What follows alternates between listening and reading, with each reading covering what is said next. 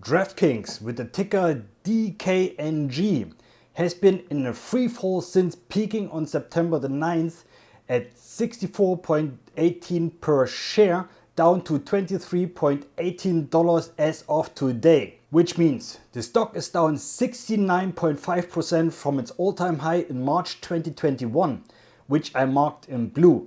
That bears the question, is DraftKings a buy right now at the current levels or not? Hi folks, it's Björn here, and you guys have voted and as well commented which kind of stocks you would like that I cover. So you ask and I deliver as promised. And if you haven't voted and commented yet on my poll, feel free to do so. But with that out of the way, let's get started with DraftKings.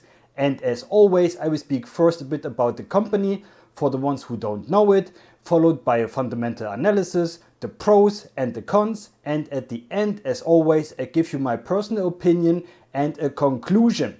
So this video is quite packed, but I encourage you to watch the whole video in order to get the full picture here. And if you like informations like this, then please hit the like button and consider subscribing for more daily updates and infos. Well, but what is DraftKings and what they do? DraftKings is an American daily fantasy sports contest and sports betting company. The company allows users to enter daily and weekly fantasy sports related contests and win money based on individual player performances in 5 major American sports: MLB, the NHL, the NFL, the NBA and the PGA, Premier League and the UEFA Champions League Soccer, NASCAR Outdoor Racing, Canadian Football League, the XFL, Mixed Martial Arts and Tennis. And they're also starting into the new marketplace called NFT, non-fungible tokens. That's it for the introduction, as I don't want to overextend the video's length and bore you to death with reading Wikipedia, alright? So let's come to the fundamental analysis. And there we will see the first reason why the stock is down. So even if we have to cover some numbers, listen, as this is quite important for you as an investor. So DraftKings has a market cap of 9.3 billion and a PE minus 6.5 as they are not profitable, and a PS price to sales ratio of 8.2. Although revenue rose 60% year over year to 230 million in Q3, its losses mounted as well. DraftKings reported that its losses for the quarter were 545 million, or over twice its revenue. Even after adjusting for non-cash expenses and certain other costs, the company's Q3 adjusted earnings before interest, taxes, depreciation and amortization (EBITDA) was negative 313.6 million. This is also higher than the revenue. Moreover, for the past 9 months before the earnings, its ongoing EBITDA loss was 548 million. Most of these losses come from its huge marketing and technology expenses. This is in order to gain market share in the online and in the casino gambling arenas.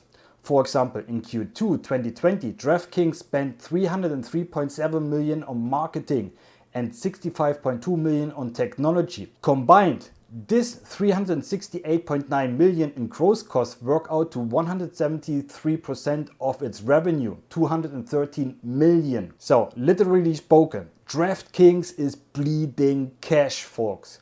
In the last 9 months, according to its cash flow statement, the company burned through 366 million. This means they have an annual cash burn rate of 488 million. And once it takes on Golden Nugget online gaming and its losses, that cash burn will increase even more, folks. And you can see it is expected that DraftKings won't be profitable before 2024 or 2025, means earliest in 3 years. But on the flip side, have a look at the projected growth rate here. That looks, however, quite awesome. And another metric I like always to look at is the institutional ownership. And you can see we have an impressive 65.5%, and even more impressive is the insiders holding with 7.9%, which is really good, folks. So first reason why the stock is down is quite simple, as you saw. The lack of being profitable. Sounds harsh, but this is the factor. The second reason why we see a sell-off is the current market situation. As I explained already in another video, currently overvalued tech and growth stocks are sold from big institutions. Well, except ArkInvest, as Cathie Wood bought just recently, as you can see on the screen, is a substantial amount of shares and is now holding 19.7 million shares. But most of the hedge funds are selling tech and growth stocks and shift and buy old economy stocks like a Ford, for example, or energy stocks like ExxonMobil. The third risk, I want to say, it's a regulatory market. You have to make sure things get approved by the state or by the government. Who knows, out of nowhere there could be like, we are not going to approve, this is going to take a little bit longer, so that growth can slow down. So the regulatory market, I do believe, comes with some risk as well. But recently here we have some good news, however. With more states legalizing sports betting, most recently New York, an expanding market may make up for this.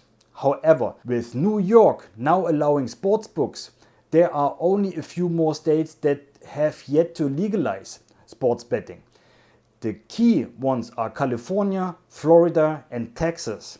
In the first two states, California and Florida, multiple stakeholders, state governments, Native American tribes and commercial gaming are still trying to iron it all out. And Texas, with its legislature only meeting during odd numbers years, likely won't legalize until at least 2023. So now that you have a pretty good overview, let's come to the analyst rating, my personal opinion and conclusion. We have an analyst rating of 9 buys, 10 holds and 1 sell recommendation, and an average estimated share price of $46, 23 being the lowest rating and 26 being the highest rating. And according to Simple Wall Street, the stock with the current share price is undervalued, as you can see. Well, now you know what the analysts think. Let's come to my humble opinion. First, DraftKings is a fast-growing, innovative company. But the competition, naming just one here, FanDuel, and the owner is Flutter Entertainment with the ticker PDYPY, ain't sleeping. Second, and what worries me the most is that they probably won't be profitable within the next 3 years. And the amount they are burning cash makes me sweat just from seeing these numbers. So they are far away from being profitable. And with the current market situation, stepping away from growth and entering value, I believe DraftKings will drop even more. Plus, on the 25th of February, we have the next earnings release, which, if they miss just by a bit or lower their expectations, then we could really see that the shit hits the fan here. Pardon my French here. Just saying, as I have seen it before with PaySafe. So even if you won't like what I'm going to tell you right now, but it is my honest opinion, but for me, owning PaySafe where I'm down 65% and with the current market situation and no clear uptrend in sight, I would not buy right now, as we can't know by how much DraftKings could fall. And I remind you again, just take a look at PaySafe. So I would wait for the next earnings report and see if they could lower their debt and increase their revenue or not. And the future guidance. If this is the case, I would open a small position and wait for a clear uptrend.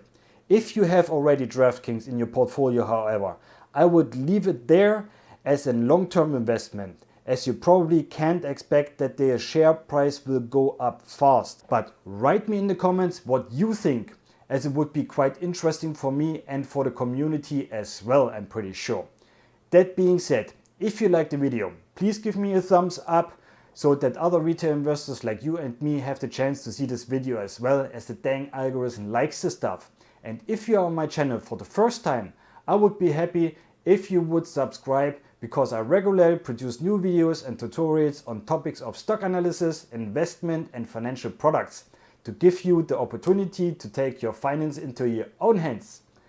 That being said, if you like the content and you want to support my channel with a few bucks so I can produce more videos, I will pin the link to my Patreon page in the comments below. That's it for today. Thanks for watching, and as always, stay focused and don't be greedy. See you next time.